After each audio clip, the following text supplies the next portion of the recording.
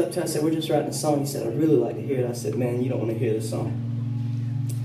You don't want to hear this song. The song ain't got no beats in it. Your songs have beats in it. The song's slow. He's like, man, shut up. Play me the song. And so we played the song. True story. This never happens. Really cool. It happened to us.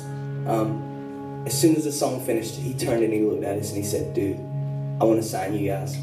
I want to be a part of what you're doing. Amen. And I said, cool, let me think about it. Okay. And awesome.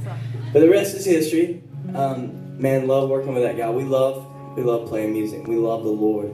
And, you know, we take for granted, but we are blessed to be able to stand on this platform. And we're grateful that you guys would come out and listen to all of us little scrub bands tonight. Well, we're scrub. The rest of the guys are really good. But the other story behind this is, I told you I wrote it after a fishing trip with my grandfather. And this was a special day. I don't get to see my pa much, and so, but he saves up all these corny jokes, and we jump in the boat and he starts shooting them off at me, and I laugh at them even though they're not funny.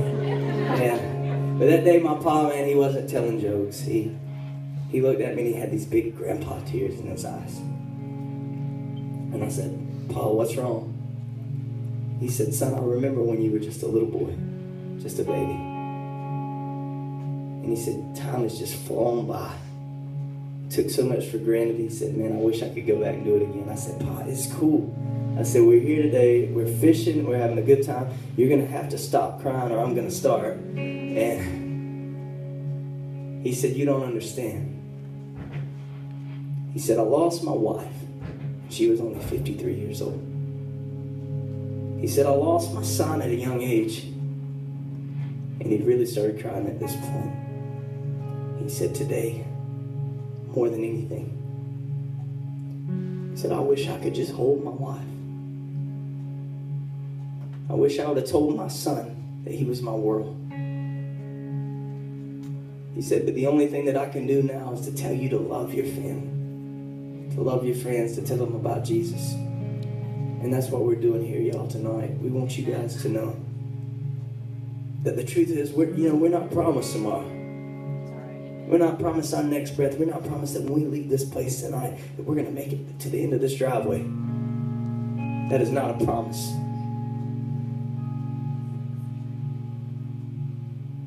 But we have been given a beautiful gift in this moment right now. It belongs to you. And I don't know if it's your husband, your wife, your beautiful kids, or your amazing parents, or even Jesus, but this moment belongs to you to lay down the pride, to let it go. I won't do anything for you anyways.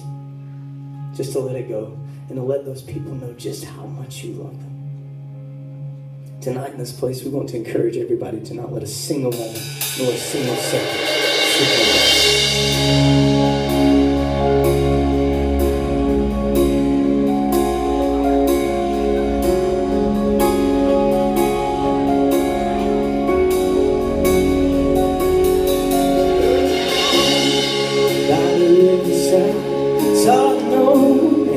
Waiting for a ride. He started talking, took me back in time. He said I was young and thought I'd always be.